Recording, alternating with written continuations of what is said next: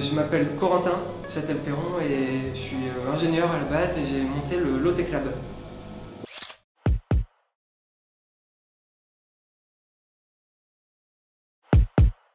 Ce qu'on appelle des low-tech, c'est toutes les innovations techniques qui répondent à 3 critères.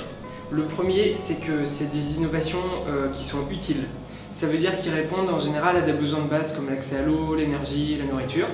Le deuxième, c'est que c'est, à la différence avec les high-tech, accessible à tous. Il n'y a pas besoin de compétences hyper pointues ou d'outils très spécifiques. Et le troisième truc, c'est que c'est durable, respectueux de l'environnement, que c'est robuste, réparable et tout ça. On est 12 dans l'association, on est basé à Concarneau dans le Finistère, en Bretagne.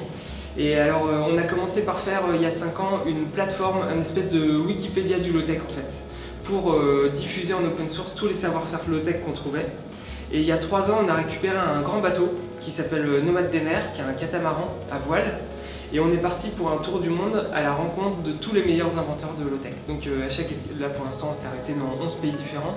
Et à chaque escale, on rencontre des inventeurs, ils nous montrent leurs inventions. On les teste, on fait un prototype qu'on embarque sur le bateau pour pouvoir vivre avec, le tester, mesurer ses performances et tout ça.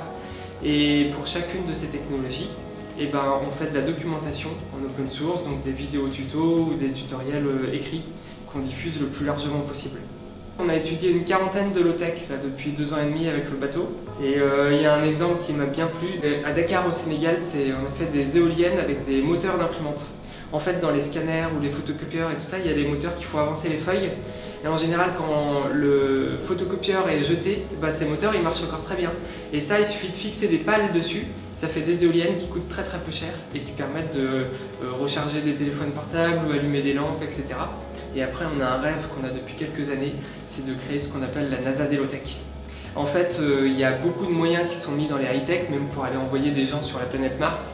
Mais il y a trop peu de moyens encore qui sont mis sur les low-tech, alors qu'il y a un potentiel d'innovation qui est gigantesque et qui pourrait servir des milliards de personnes.